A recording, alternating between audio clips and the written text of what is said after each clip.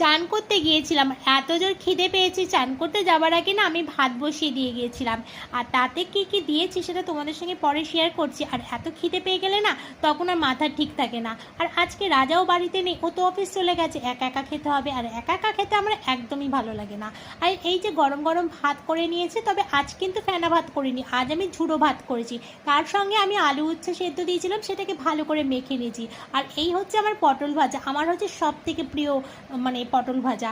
তারপর একটা ডিম সেদ্ধ নিয়েছি, আর একটা শশা নিয়ে নিয়েছি, আর গাজর দিয়ে কিশমিশ দিয়ে মুগ ডাল কালকে করা ছিল, কতদিন আর রাখবো বলো। তাই আজকে পুরো ডালটা থালার মধ্যে ঢেলে নিয়ে আমি কিন্তু খাওয়া শুরু করে দিলাম। তা আমি খাই, আর তোমরাও কিন্তু তাড়াতাড়ি লাঞ্চটা করে নাও। ফিরছি আবার মিনি ব্লগ নিয়ে, টাটা।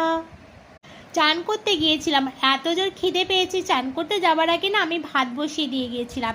আর তাতে কি কি দিয়েছি সেটা তোমাদের সঙ্গে পরে শেয়ার করছি। আর এত খিদে পেয়ে গেলে না তখন আর মাথা ঠিক থাকে না। আর আজকে রাজাও বাড়িতে নেই, ও তো অফিস চলে গেছে, একা একা খেতে হবে, আর একা একা খেতে আমার একদমই ভালো লাগে না।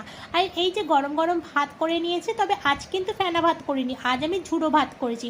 তার সঙ্গে আমি আলু উচ্ছে সেদ্ধ দিয়েছিলাম, সেটাকে ভালো করে মেখে নিয়েছি।